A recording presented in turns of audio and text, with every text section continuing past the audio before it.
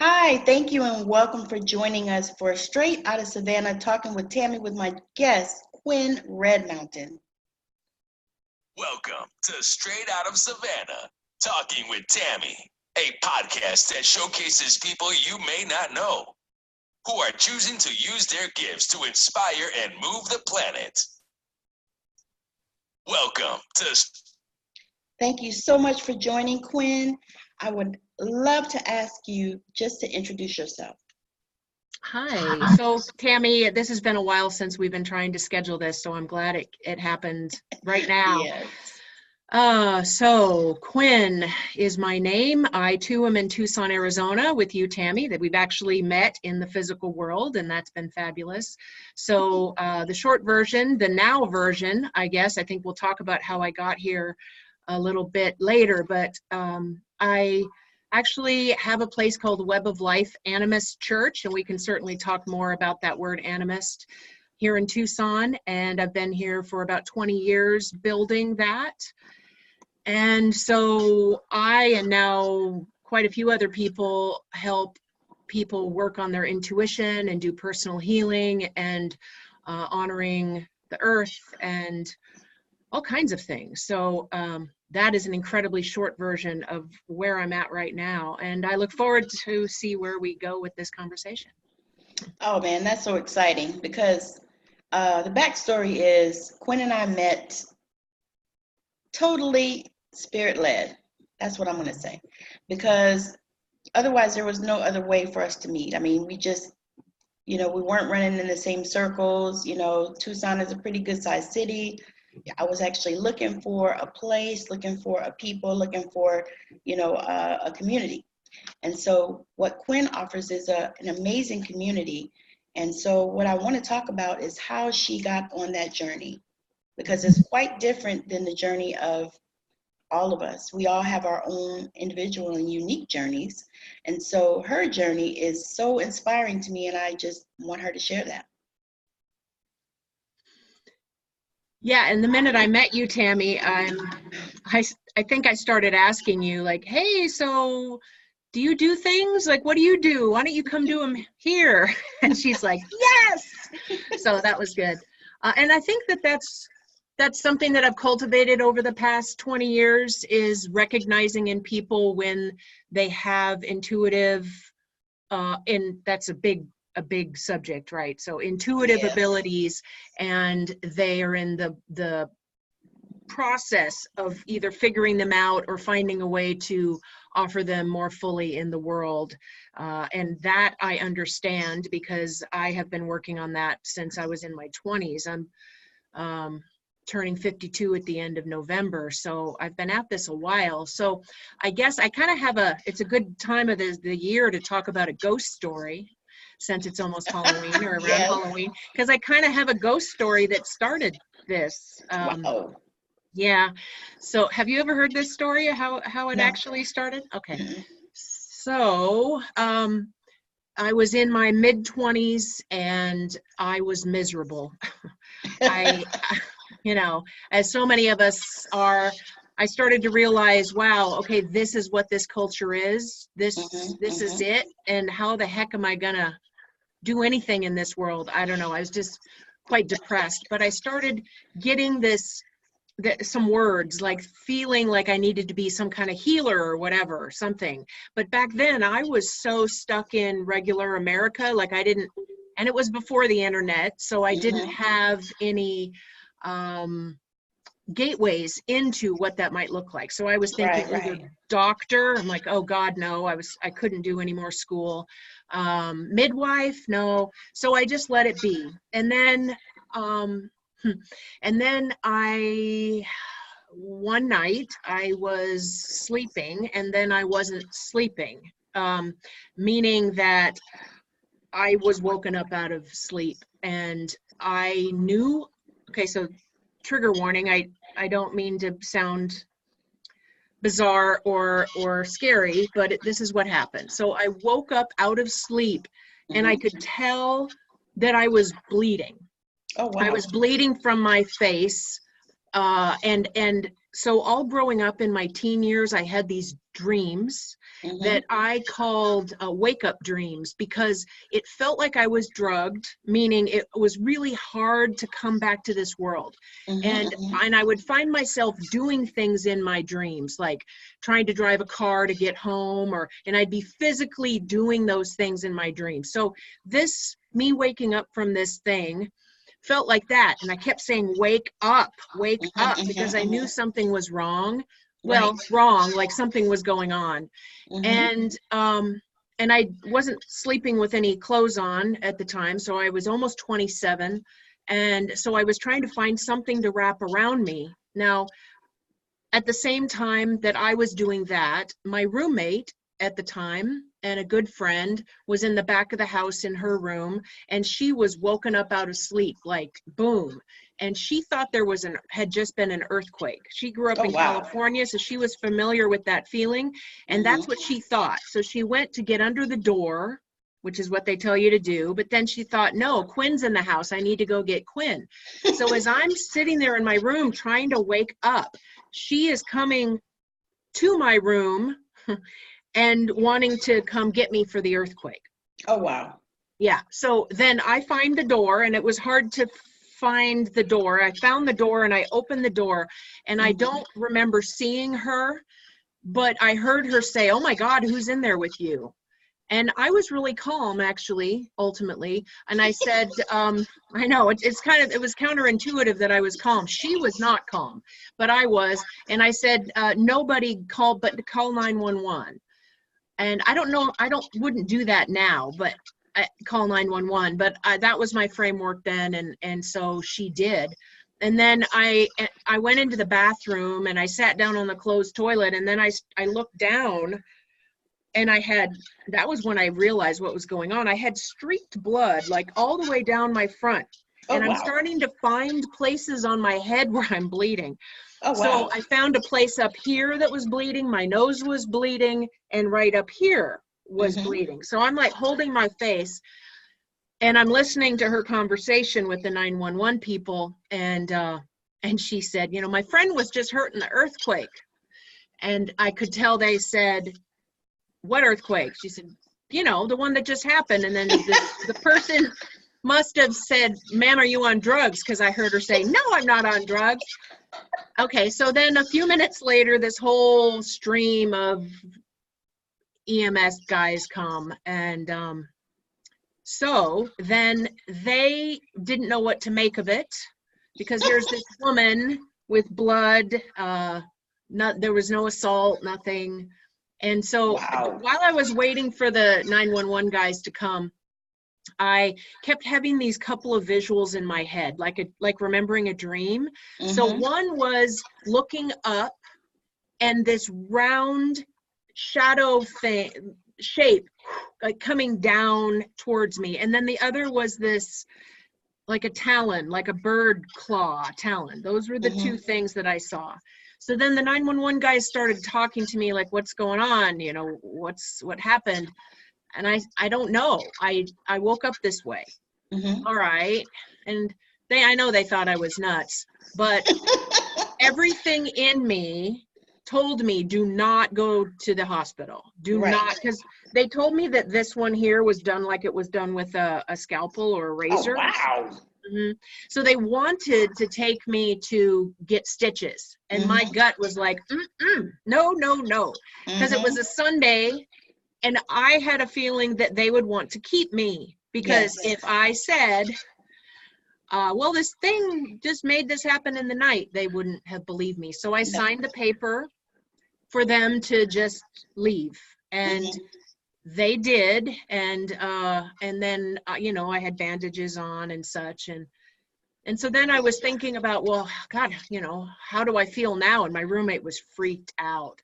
But I didn't. Yeah, but that's what one would think. But for me, I didn't feel violated. Okay. When the guys left, I went into my room, and luckily I just cleaned my room. I was in my 20s, so I was more of a slob than I maybe am now. But so I was looking around like, what could have possibly done this to me? And there was nothing. There was nothing wow. that fell off the wall, nothing. And so I just kind of sat with that. I woke up the next day and the whole right side of my body was bruised. Okay. Oh, Like wow. deeply bruised. So I told my mother, now here's one thing in hindsight that I'm very grateful for, and other people who have had experiences are not so lucky, Right. which is that my mother didn't think I was crazy.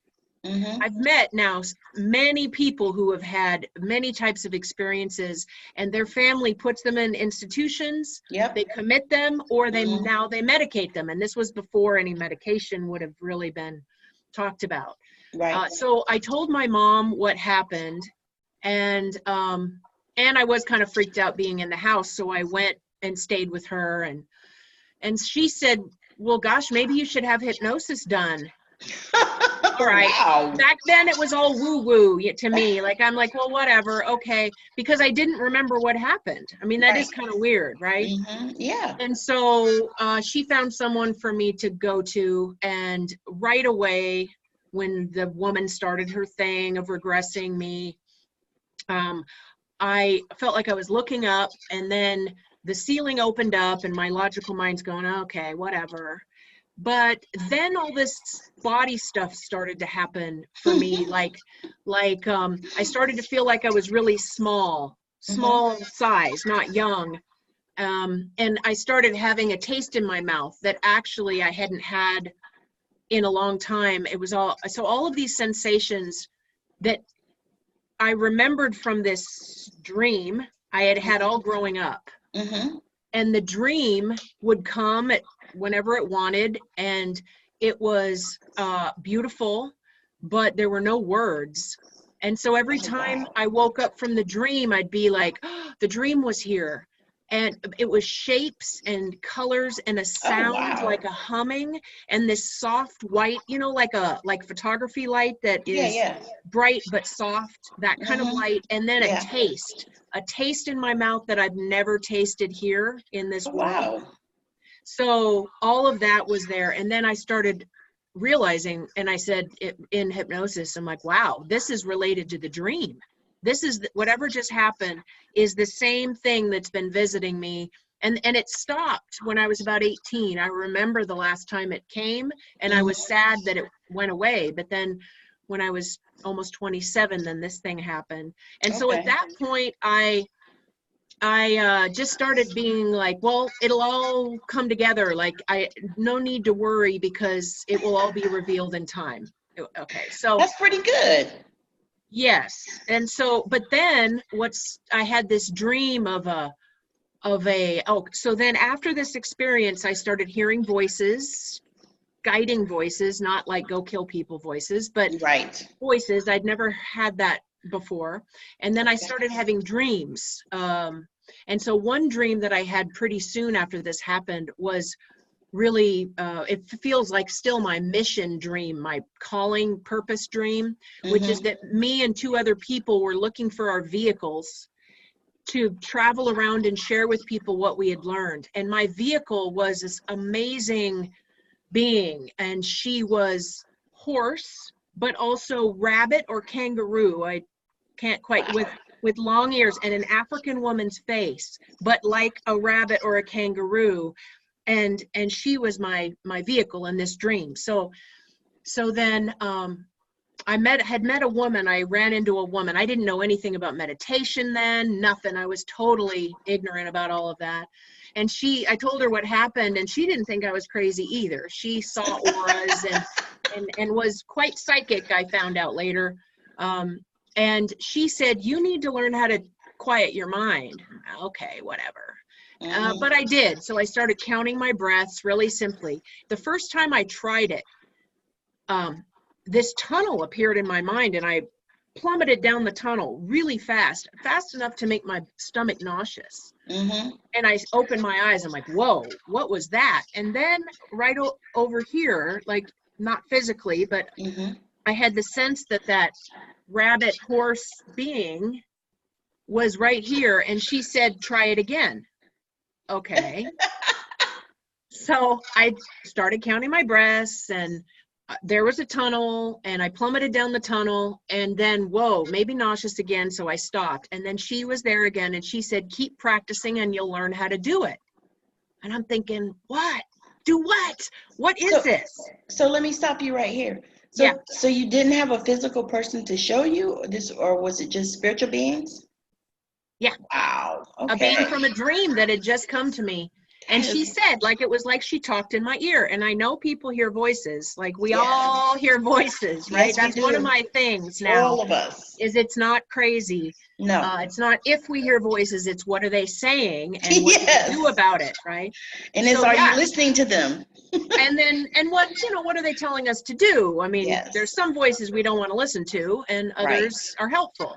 Yes. So, and there's voices of our personality, there's voices of, and then there's voices that aren't us, right? And we can tell Exactly. when that happens. So this was not me. She was right here.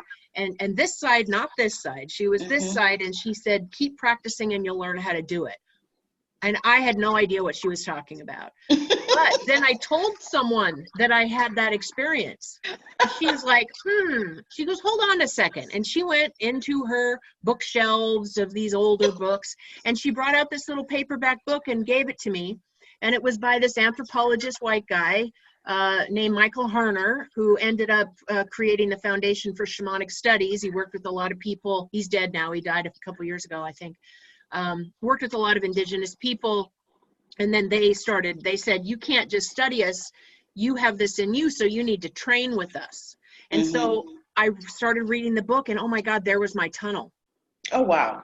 The tunnel was how these folks, these shaman people, whatever they would call themselves, would go into the spirit world for healing and such. Oh my gosh. And so here I am, this white girl at the time, white person from suburbia, totally ignorant of a lot. And here this was happening to me. And that's when I realized, okay, so this is something. What just happened to me is something. Yes. And I don't know what it is yet, but I need to follow it. And I felt like I grabbed on, like I bit into it, and I have not let go, and it has taken me this whole time. So from that point, I started seeking help and tools, like drumming is so helpful. A monotonous rhythm is helpful, like all these tools, and it just started coming. And so that's how it started. And here I am over 20 some years later. And at every point, there were very direct and specific instructions about what I was supposed to do. There still is. Gotcha. Now you're supposed to do this. And the big part of it was, they would say to me, you are not the only one that this is happening to. It happens to other people in their own ways, and you need to be able to create a space for people to learn about this. It's not dead and gone. It's still very active, and people think they're crazy. And so you need to figure out how to work with them. And at the time, I'm like, what? I had no idea, but has all been shown to me. So, and I haven't apprenticed to a physical human, like them showing me everything they know. Another aspect of it is that I have been asked to focus on tools that run through all human cultures, not one cultural approach to doing these practices, right? Gotcha. So yes. Every culture has their own way of doing these kind of healing and dimensional travel, or whatever you want to call it. But I was supposed to listen for what seems to show up in all cultures, and that's a human thing, right? And then focus on those, and then that each person will be able to fill in their personal or heritage culture on the practices that they're called to do. So. Got you. So this is a calling for you. Oh yeah. Yes. Yeah. This is my life now. Like, this is it. This is my kids. This is my, everything is related to this, and this is why I'm here this time. So do you see yourself as a mentor? Or more a way shower? Both. Okay. Both. I think those are different words for Yes. a role, which Yes. is, sometimes I call it a spirit world tour guide. Oh, that's good. Yes. Someone doesn't know the lay of the land of their own inner world. Like, I'm not going to tell them how it works for them, but I kind of know. I've been doing it long enough to know, here's some things. I do this all the time. Here's some things that you could try, or to see how it would work best for someone. And then other times it's a different kind of mentoring that goes on a while. And then, a way shower might also be, and I do this, we all do this. Anyone who's conscious about it does it. Even those of us who aren't conscious, we still do it, which is taking the opportunity to help someone along, or give them a kind word, or to, like, let's say I could be in the grocery store and for some reason someone next to me starts talking about how their dead aunt just came to them and they're wondering if it's crazy or something, and I could say, no, actually that's real, that in my mind that would be a way shower. And then I go on my way and they go on their way. And we need a lot of that. We need a lot of helpers now. So I always like to encourage people to step into that role. Even if you're not hanging out a shingle, like, I am doing this for work and this is my vocation. We all have that potential to be helpful to people in our daily lives. So what do you see as, on this journey that you're on, what do you see as your greatest challenge? There's something about the 3D, generally, like manifesting things in the physical world. We get downloads, we get inspiration, we get visions, we get callings. Yes. And I tell you, and I'm sure all of your viewers know as well as you, bringing it into the physical world is challenging. And especially in this version of reality, how the overseer, how the dominant culture operates, it really is designed to squelch a lot of ingenuity and inspiration and goodness in people on purpose. I mean, that's how it's designed, right? So so how long it takes for things to come to fruition, oh my gosh, including things like money, the physical things, like how to keep going, how to have enough time to do your life and do these things. Oh my gosh. It's so hard. And I see people quit. And I keep telling my guides, if you want me to do something else, then have people stop showing up. That will be my sign that I'm done and I need to figure out something else. And it, people keep showing up in different ways. I was going to say, but you're not done. I'm not done, no. But a huge part of what I'm supposed to be doing, which is what I try to do a little bit every day, is encouraging others. Like, don't give up. And even if you don't know how, like, someone told me this a long time ago, that people who manifest great big things, they're so big that when we get the idea, or especially in the early phases, we may have no idea how in the world we will do it. And so, I know, exactly. Everyone's going, me too. But the hard part is then when people feel daunted that they don't know how in the world it would ever be possible, like money, time, all of these things, then people quit. And my thing is, don't quit. Just adjust it. So, and I say this all the time, it's a marathon, not a sprint. So if we operate in sprint mentality, then we burn out, right? So it's a marathon. It's a marathon. So if you have a dream, just keep pecking away. And even if it feels like you're stalling or you're just you're not making any new ground, at least you're not done, And also how things come around. Like I just hosted a series called DNA Warriors for ancestral healing. And Tammi graced me with her presence with that. That was wonderful. It was amazing. And here's the thing about that is that I got the download and I wrote it all out 10 years ago. And it has been in my computer as a Word doc all those 10 years. And I would look at it and go, ooh, that's cool. I'm going to do that, but not now. Not now. It's too intense. Not now. It's not ready. I'm not ready. And then this last spring, now's the time. So I had to wait a decade to manifest that. But I didn't give up on it. I just thought, okay, see, now people can handle this intensity because the world is so intense and weird that people are waking we're up. ready for it. Yeah. And also another thing too is sometimes when we have big ideas or ideas that are a bit ahead of our time, right? Like people aren't talking about such and such. People weren't talking about ancestral healing 4 or 5 years ago. It just wasn't really a thing like it is now. Now it's way bigger. Like people are like, yeah, we've got multi-generational trauma. Like, yes. All my trauma is not just mine. Like I didn't make this crap up. Like I inherited it.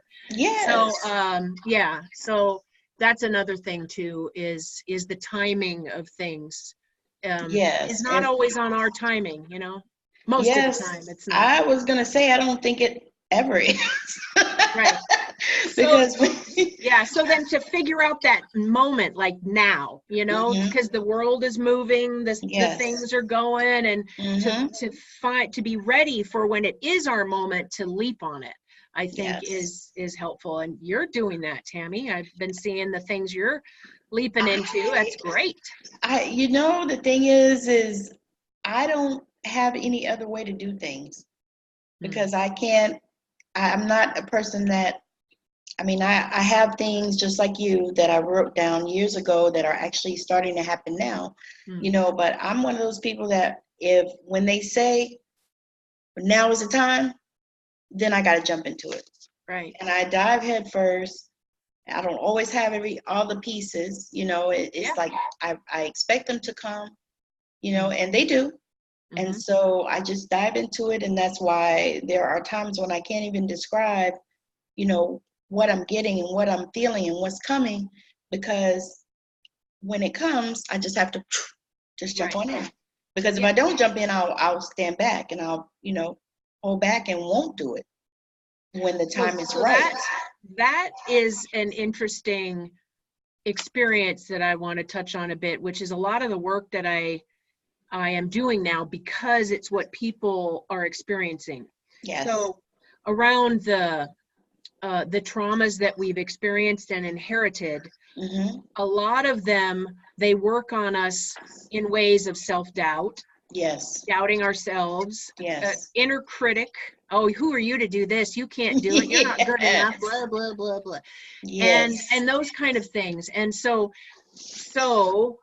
we can dive into those in a helpful way to work on them, so that then when our moment does come and the world is presenting us with an option for manifesting and to step in, that we don't go, oh no, I can't, no, I couldn't, right? Because we have to be not ready. Yes. And so someone who's watching might have, you know, a lot of people we all have that. I mean, I've had to work very actively to quell those voices and basically tell them, either you be helpful to me or shut the F up. Is really exactly. You know, and I have to be kind of harsh with them because otherwise they'll rule the roost. So can't have that. Exactly. So, you know, the thing is as we grow and as we take these journeys and as we begin to encourage other people, you know, then the windows and the doors and everything are going to open for us. You know, and that's one of the things that I have learned just watching you, because, you know, you're watching me, but I'm watching you. We're watching each other. We're watching each other. I got my eyes on you. But I believe that, you know, it's time. You know what I mean? It's like we're in such an awakening right now. I mean, it's overwhelming, and it seems to happen mostly to women, but now men are coming in the fold. You know, it's like, you know, because we do these, I think I've done a few courses on embracing my divine feminine and things like that. And that's just because I have an overwhelming divine masculine, you know, but I've had to. Yeah. It's the way that I've had to live my life because of shit that happens in life. And so I've had courses that say, okay, let's embrace our divine feminine, you know, and let's not be in the push, push, push mentality like the masculine. Mm-hmm. And that sometimes is difficult for strong women, you know. And so, but I believe that what's happening in the planet right now is like ascension is happening and awakening for everyone. And people are ready now. Well, and we it's have to be ready. Yes. Because also with the earth, like we're in a huge shift, and part of it is our own making, and part of it is just the big cycles of things, and however we got here, we can't keep going this way. I mean, basically everyone's bumping into each other, all traumatized from horrifying things that happened in the past and are still happening. And so those of us that realize, wait a minute, I can't keep going on this way, you know, and that's it. And then that is infectious as well, because then every group of people that we are involved with, even in a small way, then that affects them. And so it goes through families, and once one person in a family starts doing their inner work and starts, you know, tending their heart and their own awareness of self-care and being a part in the web of life. So that's another thing that, so I started out using the word shamanic. You know, in theory, I do feel like I was definitely called by the spirit world, and some of us are, like, we don't seek it out, it comes to us. Nope, we don't. And you know, you can't really say no. If you say no, it's not good. Not good. Like, you know, people get sick and we're miserable. So, but there's lots of words that could be used for that. And I've never called myself a shaman, though, because early on a voice again came right in my head, this elder woman, and said, you are Oolah, Oolah, which means one who balances. Oh, awesome. So I've always used that. But my point about bringing this up is one thing that I think is important too in the last few years, is when it's really been coming up, is being aware of the words we use and who can call ourselves what. And really, and I've definitely felt this way, and I've been very careful, but now I've been switching my language. So since I have not been trained by a person from Siberia or Mongolia, who actually is where this tradition of shamanism comes from. It is very unique and specific to one area, and it shows up in a few areas around the world. And since I have not been adopted by folks there, and I have not been trained specifically in that way, since I host a community, I have decided that it's honorable to stop promoting that word and to start using the word animism, which is from Latin, and it's that there's a spirit in everything, that there is a life force in all of us, right? Even non-human people, like in animals, and their elements of nature, even in sicknesses, can have their own life force, all kinds of things, and that we're all a part of the same web of life, and that humans are no more special really than the others in the web of life. And because I think, you know, as part also of that conversation is issues around supremacy, right? Who thinks they're better than everyone else? So white supremacy, I think, also goes in there, male supremacy, because males are not superior to females, and also human supremacy. Humans aren't the end all be all, right? I mean, we could leave this planet right now and probably all the other beings would say, boy, they were a pain. Glad they're gone. They're gone, now we can have more, you know. And so I think to be honorable and to be able to be in the web of life, and not offend and not step on other people's culture, like by being rude. I mean, there are people who are trained in ways that then they claim those words. But if we're not, we shouldn't use them. Like, we should just let them be for who they're meant for.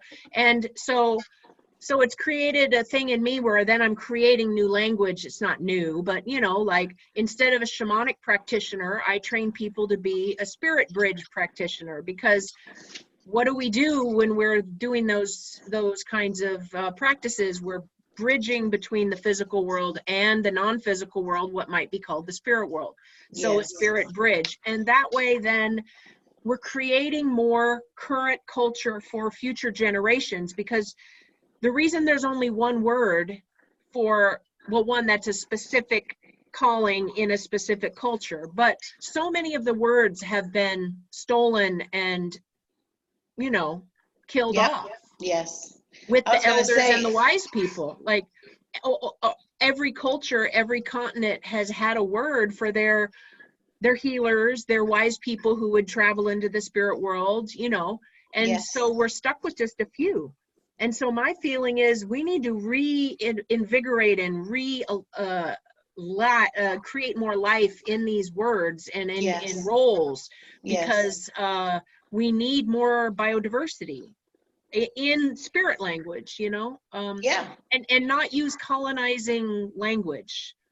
I feel you, Right? because the thing is that for me, everything just started coming. I mean, I had experiences as a child, you and I shared about that, and and so I knew that there was something. And then I was fortunate because I had my grandmother in my life who she was so far ahead of her time. I mean, the things that she did and knew, for back then when she was living, I mean, it's amazing. And for her to be who she was and to still encourage, all the things that were happening with me, because Right. she was a pastor, preacher, teacher, evangelist type, but she Of was course. in Runs tune in with the the family. spirit. Exactly, but she was so in tune with spirit till she did stuff, back then nobody was meditating. She would be Right. meditating, and I would see her. She would just lay out on the bed and she would just be meditating. And then, I would see her and I would go in and try to talk to her because I lived with her for a few years. And I knew that that was a time not to talk to her, but that she would come, she would come out and then she would talk to me about it, and she would share and she would tell me, this is what I'm doing. And then she would grab me and show me how to do it, which That's I amazing. think of now as like amazing because, I'm like you. I haven't had whole bunch of mentors and people speaking things. Mostly it's all been spirit. You have a word here and there or something, or you meet somebody, like you and I connect and stuff. But, it's been mostly spirit, except for the, what I had as a youngster with my grandmother. And I appreciate that. And I'm so thankful for that, but it's like at the time, as you begin to really open up and truly awaken, you know what I mean? Because for me, I tried hard to be in the matrix. I tried hard to be in the matrix. I tried because I was like, I don't want to be weird because I've always been weird. Weird things have happened, but I want to get out of the matrix. I mean, I want to stay in the matrix because I want to be normal. That's the word. And so, you're like, okay, but then you realize you're far from normal and you can't be normal, and it's just not going to work out for you.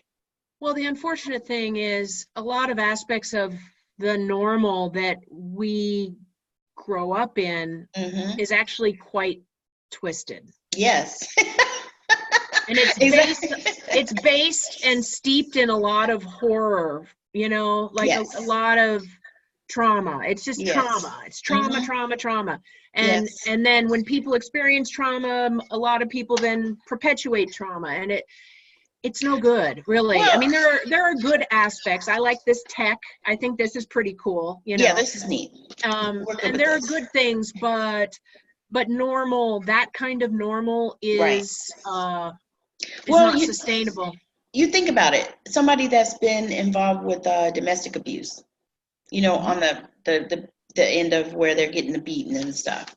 Okay, so a lot of those women, until they are healed and can release that trauma that they've experienced, they go and they'll get another man or woman or whatever that's going to beat their ass the same way. Yeah.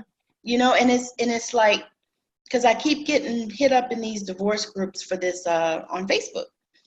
So they keep sending me these notifications. And so one day I said, let me just respond to some things, because I have a good take on that. And, I'm actually writing my book on, what happened in my divorce and all, not consistently, but it's, whole thing. So anyway, I responded to one of them, and the lady said something, and I said, I said, the thing is, you have to forgive. I said, I know it's hard. I said, and I'm not talking about right this second. You know what I mean?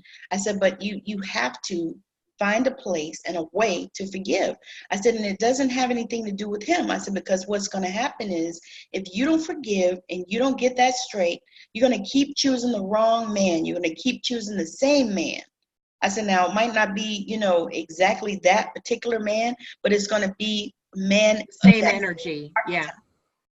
And this is what I shared, and I had people asking me questions about it. And I was like, yeah, you have to do that. I said, because this is the reason why you keep having the same relationships. And this is why you've been married 3 and 4 times to the same man, treated you the same way as the other one, because you haven't healed. You haven't taken time out. You haven't taken time to relax. And so these are things that I know that, I can help people with. And so as that started happening to me, I was like, wow, that's kind of strange and different, Mm-hmm. But then I noticed that, people are craving that type of interaction. They want to know how they can heal. Right. They want to be healed, and they want to, move to another place in that area. You know what I mean? And so this is something that I'm sure that is, what we're doing and how we are awakening, and so I'm excited. A lot of the, so let's say a different, another approach to what you just said, another part of it, of what I focus on a lot with people is, so when we notice a pattern, maybe in relationships is definitely an obvious one, that don't feel good. Mm-hmm. And I see it with PTSD, especially and specifically in veterans because of war-related PTSD. Yes. To go back and to notice other times in childhood or young adulthood, but especially childhood, when the same feeling or experience happened, because those are when the patterns are set. Yes. Just about anybody who goes through a significant again and again and again of the same kind of abusive or traumatizing energy, it's because their child self experienced it, and that child self has never been healed, has never been even addressed, has never been tended, right? And so I do that a lot with people, because the thing is that once we're an adult, we're taught that then our child self is dead and gone. Oh, it's the past. The past is the past. Forget about it. No, grow up. That kid is right here, right? Mm-hmm. And then she or he or they are still acting out of their trauma. Yes. And then if it's passed down, right, if it's especially family oriented, and then their parents have had trauma, similar trauma or different trauma, then they're acting that out. And so then they think, well, this is how the world works. Yes. I'm supposed to be with this kind of person. I don't know any different, right? Right. And then they recreate it. So my suggestion is, it just perpetuates. Again and again, until the child self who experienced either one time or an era of trauma, so I use a drum a lot, like a consistent beat of a drum. It really works on the brain waves very quickly. And yes, it does. Interesting things, is like a dreaming part of our mind opens up, and we can perceive or approach delicate subjects in a very unique and creative way, without thinking about it. So in that kind of method, that we can imagine ourselves connecting with our young ones. And in shamanism, especially shamanic practitioners, there are a number of them in this culture, and someone might go to a shamanic practitioner and have the shamanic practitioner do a soul retrieval for someone, right, where the person journeys, goes into the past and finds their young one and brings it back for the person. But the way that I work is, I feel it's most empowering for the person if I guide the person to go and find where that young one is. And I call them time loops, because when we have something bad that happens and we've never addressed it, it's just like that part of us keeps living in it over and over and over. And then it's triggered when something in the present is scary or reminds them of that. Yes. And so in our imagination, we can go and find that young one. Mm-hmm. And to them, we're an adult. We're not like a future them. They don't think that way. So then we become the adult that our kid needed, right? Because our child self didn't have the adult that we needed. We either got things we didn't need, or we didn't get what we need, or both. Right. But we know exactly what they needed. And so we can be the loving, we can change, like we can take them the F out of there, right? If they're in a crappy situation, and that they can then come back and be with us again. Like that we invite them back into our aura or into our energy body, or however you want to describe it, into our imagination, and that we get them out of that horrible place. And it has very interesting and profound effects, because then our child self feels heard and feels witnessed and feels loved. And that helps shift the pattern of our adult selves, so that we don't need to go down that same road every time. And whether using a mate or lots of other things, it's a very interesting reality, really. And no matter what words people might use, depending on your culture, like meaning maybe spirit world isn't a good word for you, that's too weird, but maybe another word like your dream world or your past, I don't know. It doesn't really matter to me what words are used. It's more of the action of saying, little one, I'm getting you out of there, and you're going to come and be with me. And really, that's what we wanted, right? That's what our little ones wanted, was to be protected and not have to go through what we went through. So it's a whole world of that kind of healing that is actually quite old, because like shamanically speaking, in the older ways, before we had the medicine type of thing, now, if someone got sick, it was considered like a soul sickness, that something was wrong. Yes. And yes, maybe they ate something, or maybe they had a weather-related illness, things like that. But that would be the go-to question, is where was their soul lost, or where was there some kind of break in the inner realm, right? Yes. Then that creates physical sickness.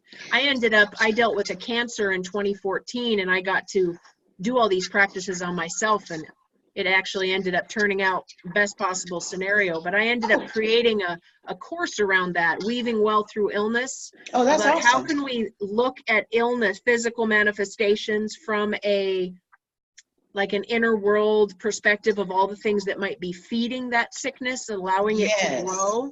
Yes. Why is it that some of us get sick and some of us don't, in different ways, right? Yes. So it's a huge field of healing, and really that's what we all need right now and it's not selfish, this whole thing about, well, self-care is selfish.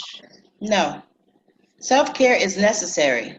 If we are going to be the best possible version of ourselves, to be of the most help to the world and the people around us, we need to be as centered and calm, as possible. And that comes from doing our healing work. Yes. All right, so we're going to wrap it up, but I have one more question that I have to ask you. All right. So if you had to go back and tell your 20-some-year-old self about this journey that you are now on, to help to prepare her, what would you say to her? I've been thinking about this lately, actually. I found this picture of myself from when I was 15, so it's a little younger than you mentioned, but it's the same era, from 15 to early 20s. And I just had this whole emotional response to seeing her.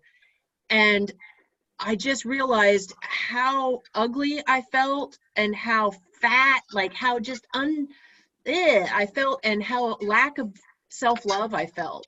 And that's what I would tell her. It's like, honey, don't even waste any time. Like, don't, because you're going to grow into yourself. Just be patient, because you're going to like yourself, and I am here to help you like yourself. So that is an interesting thing, that us now, by telling our younger selves, our early adult and teenage selves, how awesome they really are, like how lovable they are, even though that we didn't think so at the time. What if in some way we're time traveling and we could be like a voice in their head, right? Yes. I've come to feel like maybe that's not so crazy. That where do we get these voices when we're younger that tell us things, and maybe it's us later. So that is absolutely what I would tell her, is just be patient, and you're amazing, and you will find yourself. Don't doubt it. That's awesome, because I actually thought about that too. I thought about how the dimensions, because I don't know if you noticed, there are a lot of movies coming out talking about the parallel different versions dimensions of reality. Yes. Yes, and so I know that is true, because it's like the first time I saw one of them, I was like, wow, this is so real. I was watching Sense8. Oh, yeah, that's a good That one. was amazing, and I was like, this is true. I mean, it resonated so, and it didn't feel strange, and it, you know what I mean? It was just like, I know that this can happen, and I know that this has happened. Is happening. Is happening, yes. And That, so it's speaking amazing. of, isn't that the same people who made the Matrix? Did they? Was it? I think so. Oh, wow. Okay, so now I You should look that understand. up. You should look that up to make sure. But I think that the brothers, and now it's a brother sister because one was trans, if I'm correct, that they made the Matrix and they made Sense8. I'm definitely going. If it wasn't them, it was another really amazing sci-fi. I'm telling you, it's been so amazing. It's like that one, and then the OA, and of course the Matrix, you know, was the first one. But it's like, I know that these things occur, and I'm looking. It's like other people are seeing it. You know, for them to make those movies. Where do those ideas come from? They just like pop in as a download to people as an idea, right? Exactly. And so it's like a future or a different dimensional version of us. And I don't know if you caught it, but the way I say this version of reality, because this isn't, I have come to feel this is not the only version. We're in this weird, crappy, kind of mean version. It doesn't have to be this way. And I don't believe it when people try to say humans are just bad. We've always been this way. No, I do not believe that. We were made this way by meanness and horrible and hatred, horrible things. Yes. And we're trying to change it, and I don't think that we're only that way. I just don't believe it. I don't either, because the thing is if everything was all bad, then there wouldn't be good things in the world. Yeah, we'd all be fucked at this point. And we are, but we're not. You know, we are the ones we've been waiting for. Is, you know, that whole thing. So. Yes. Well, it's been great to talk to you. I have loved this. This has been amazing. This is like one of my favorite things to do anyway. You're good at it. I enjoy it so much because I learn so much every time I talk to anybody, you know, and I think that's the part that I love the most. You know, well, and then you get to help people find out new approaches to reality, right? Yes. Every person you talk to, then that's good. And I appreciate everyone who is watching. So thank you. Yeah. So great. So we're gonna call it on this one. I really appreciate my guest Quynn Red Mountain, and I thank you for watching Straight Outta Savannah, talking with Tammi. I enjoy this so much. This is like one of the things that I could do all the time. However, sounds like a great dream. Right, it really does. Yeah. So, but anyway, I just want to thank you for joining and watching. And for those that have caught the replay, make sure you let us know. That way we can respond to you. And I hope that your day is amazing and the rest of your week is awesome. Bye now. Bye.